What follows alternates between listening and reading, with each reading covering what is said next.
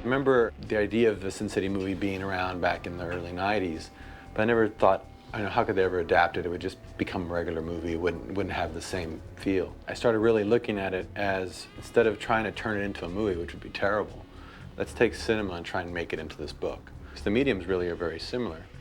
These are just snapshots of movement.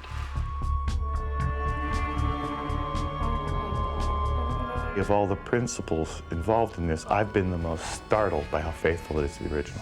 Sin City is this film noir landscape, and basically one of the things that's great about the way Frank writes, this was Frank's way to create a complete universe to go as hard and as harsh as he wanted to, all right? And make it be as ghoulishly funny and as, gallows humor, cryptic funny. It's not just these stories, and it's not just these characters, and it's not just this city. There's an entire mythology about this entire piece, and I like the idea of creating your own mythology.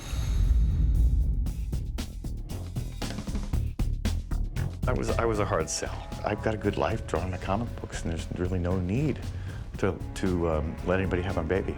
And I held to that fine until this Rodriguez guy started bugging my attorney and then my editor and hunting me down like a wild dog. And essentially, I was seduced.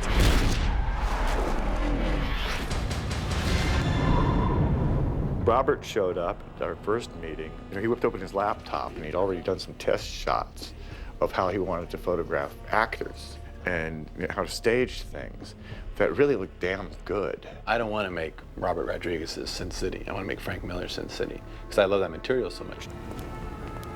He said, how about I fly you to Texas? We'll just do a test in one day. He called it a test.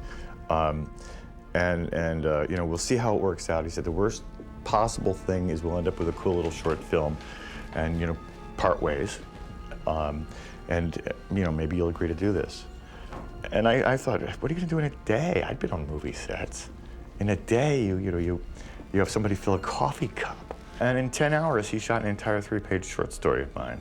This so-called test happened to include 2 very accomplished actors and be a completely polished piece of work that's going to be in the movie. I let her hear my footsteps. She only goes stiff for a moment. Robert just basically came to me and said, I'm doing this graphic novel, putting it and making it into a movie. I don't have the rights to it, and I need somebody to come down and help me convince him to, let us go ahead with it. You're sick of running. You're ready to face what you have to face. But you don't want to face it alone. When I saw it, it just looked so amazing. It was just so great, and it was like true Frank Miller drawings. It's like, it was the real Sin City cityscape. And it became a great sales tool to take around to show all the other actors, because we were moving so fast, to say, this is the book, and this is what we're gonna do. In fact, here's the opening into the credits. And we'd show people like Bruce Willis the sequence, and it already had his name in the credits. I started watching it, and about a minute in, I said, hang on a second. I hit pause. And I said, whatever else I see on this, I just want you to know that I'm in. I want to do this. Action. Here we go, back the other direction, and go. When we were casting all these parts, strange things started happening. People showed up who looked like my drawings. When we first see Hartigan, he's an honest cop, which is a rare thing in Sin City. He's unsettled because there's one remaining thing that he hasn't taken care of.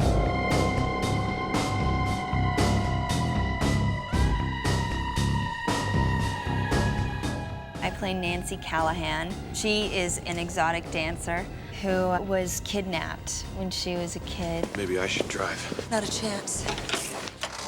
Nobody but me can keep this heap running. If in her wildest dreams, her knight in shining armor ever comes back, she's ready for him. Blood for blood by the gallon. Playing a guy named Marv.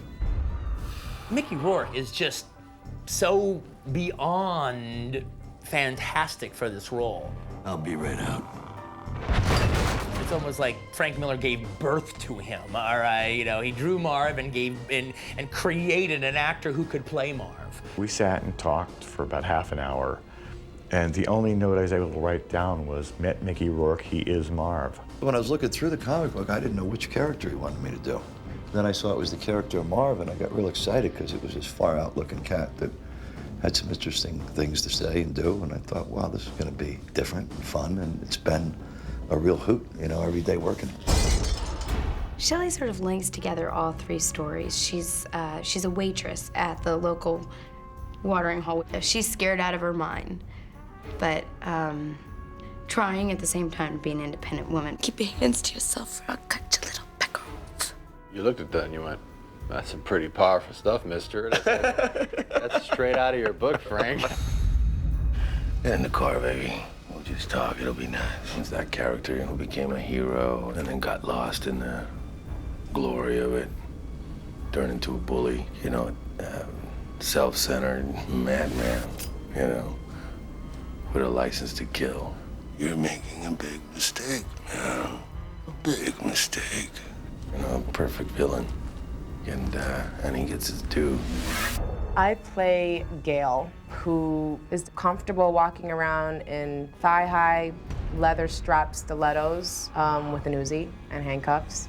And Frank's an insane man for drawing it. Dwight he's violent, but he is he's got a bit of a soft spot for the girls. I forgot how quick you are.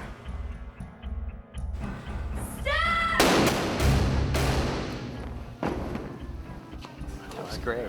That was great. That was really great. That was good. Cut? Cut it. Cut. Very good. It was fascinating working with Quentin. Robert always talks about like 3 projects in advance, and at some point he mentioned it once, like just in passing. I didn't want to tell him what it was yet because I didn't have the rights to it yet.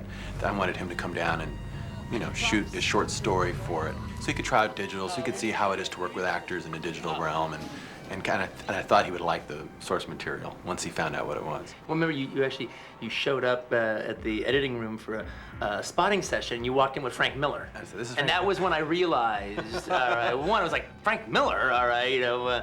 My assistant editor is a gigantic comic book geek, and like it was like one of the happiest days of his life. And I even remember as we go into the room, he was outside in the room. And he's like, "Is Frank Miller?" I go, "Yes." I think it's an exciting thing to try and turn into a film. Honestly, audiences are going to be blown away. Can't wait to see it when it's done. You know, really can't, because I think it's gonna be a really special little thing that he's done. In a lot of ways, this movie is quite literally like having a dream come true.